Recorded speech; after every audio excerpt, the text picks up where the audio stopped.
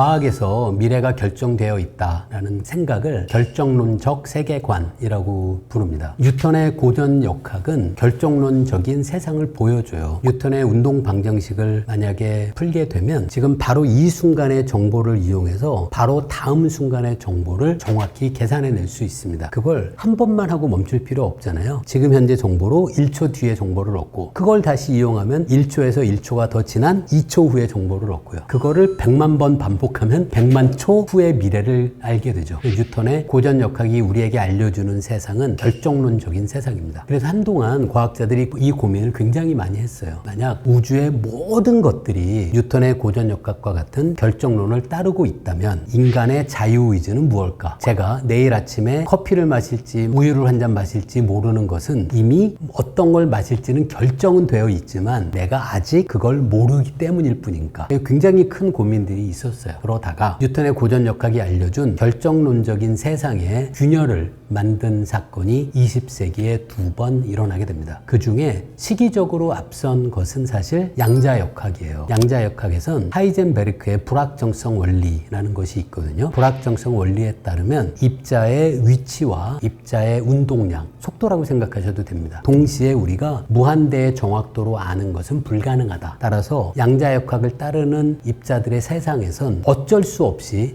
우리가 모를 수밖에 없는 것들이 존재할 수밖에 없다라는 것을 알게 됩니다. 그렇다면 입자들의 상태조차도 우리가 정확히 알 수 없다면 이 많은 입자들로 이루어져서 양자역학을 따르는 세상에서 미래에 무슨 일이 벌어질지를 이미 그 미래가 결정되어 있다라고 이야기할 수는 없다라는 결론에 도달하게 되는 거죠. 이렇게 양자역학이 우리에게 알려주는 확률로 기술해야 되는 세상, 결정론을 따르지 않는 세상, 이때의 확률은 사실 우리가 몰라서 그러는 게 아니고요. 자연 자체가 그렇다는 뜻입니다. 자연에는 인간이 있든 없든 어쩔 수 없이 존재하는 불확정성이 있게 되고 그 양자역학적인 불확정성 때문에 세상은 결정론을 따르지 않는다라는 것이 양자역학이 우리에게 알려준 거죠. 20세기 중반에 또 다른 결정론에 영향을 미칠 수 있는 발견이 이어지게 되는데요. 이게 바로 1960년대 이후로 활발하게 연구가 된 카오스 그리고 비선형 동력학의 세상입니다. 카오스 현상에서는 여러분이 버터플라이 이펙트, 나비 효과로 이름을 기억하시는 분들이 많을 텐데요. 처음에 아주 약간의 차이만 있어도 미래가 어떻게 될지를 우리는 절대로 예측할 수 없다는 것이 알려져요. 그래서 이거에 의해서도 저의 미래가 딱 하나로 결정되어 있다 라고 할 수는 없다라는 그런 인식에 과학자들이 도달하게 되죠. 사실 카오스 현상의 결정론은 약간 아직도 미묘한 부분이 있습니다. 카오스에 따라서 미래를 우리가 예측할 수 없고 확률로만 미래를 기술해야 되는 이유가 우리 인간의 이성의 한계인 건지 아니면 자연 자체에 내재된 한계인 건지에 대해서는 사실 과학자들도 많은 고민을 하고 있는데요. 모든 과학자가 합의하는 건 아니고요. 제가 갖고 있는 생각으론 이게 인간의 한계가 아니라 자연 자체에 내재된 한계라고 저는 생각해요.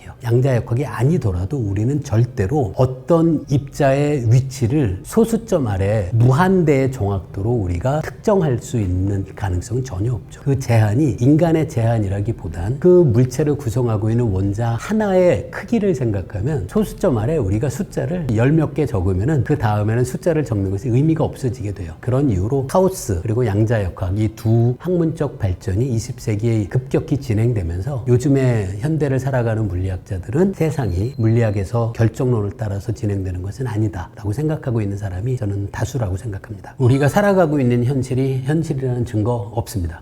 이게 굉장히 심각한 문제예요. 이게 과학 철학의 역사에서도 반복적으로 등장하는 내용입니다. 아마 가장 이 얘기를 처음 한 사람이 플라톤의 동굴의 우화일 거예요. 동굴의 그 우화가 어떤 건지 기억하시죠? 우리 모든 존재는 동굴 안에 살고 있고 동굴의 입구에서 들어온 햇빛이 벽에 투영한 흐릿한 그림자를 보면서 그게 현실이다. 그게 실제하는 것들이다. 라고 믿는 동굴에서 평생을 살아가는 가엾은 존재일 뿐이다. 라고 플라톤이 얘기하죠. 이 플라톤이 이야기한 동굴의 우화가 사실 매트릭스 1에도 잘못 생각한 걸 수도 있는데요. 동굴의 우화에 등장하는 사람이 햇빛을 쬐러 밖으로 나가게 되면 선글라스를 끼죠. 그래서 매트릭스 1 영화에서도 함선에서 있다가 뒤통수에 연결해서 매트릭스 1으로 들어간 사람들은 누구나 다 선글라스를 끼고 있습니다. 그래서 이게 동굴 안과 밖을 나누는 어떤 장치로서의 선글라스가 아닐까 그런 생각을 해봐서 그 선글라스 끼는 장면에서 제가 햇빛에 익숙하지 않은 동굴에 살고 있는 사람들을 이야기한 플라톤의 우화를 떠올려 보기도 했어요. 플라톤 말고도 꽤 많죠. 가장 먼저 떠오르는 사람은 데카르트일 거예요. 데카르트는 어떤 것도 믿을 수 없다라고 얘기하잖아요. 사실 여러분도 곰곰이 생각해 보면 데카르트가 이야기한 지금 이 순간 도대체 아무것도 믿을 수 없다고 모든 것을 의심하는 나라는 존재를 의심할 수는 없어요. 근데 그것 말고는 모든 것들이 의심의 대상이 될 수밖에 없습니다. 사실 이건 퍼트남이라는 철학자가 통 속의 뇌라는 비유로 이 얘기를 똑같이 들려주기도 해요. 이 화면으로 저의 얼굴을 보고 계신데요. 정말 여러분의 뇌가 저를 보고 있는 걸까요?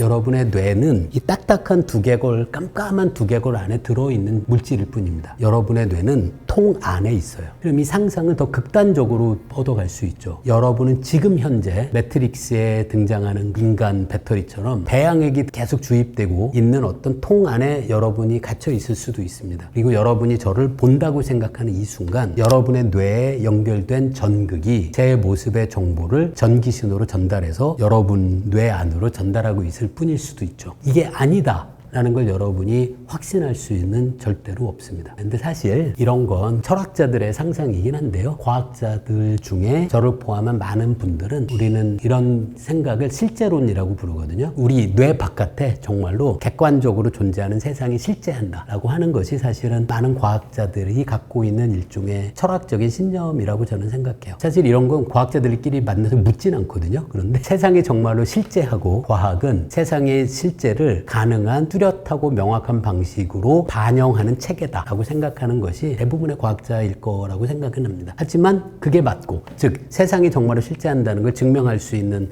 엄밀한 방법은 저는 없다고 생각해요.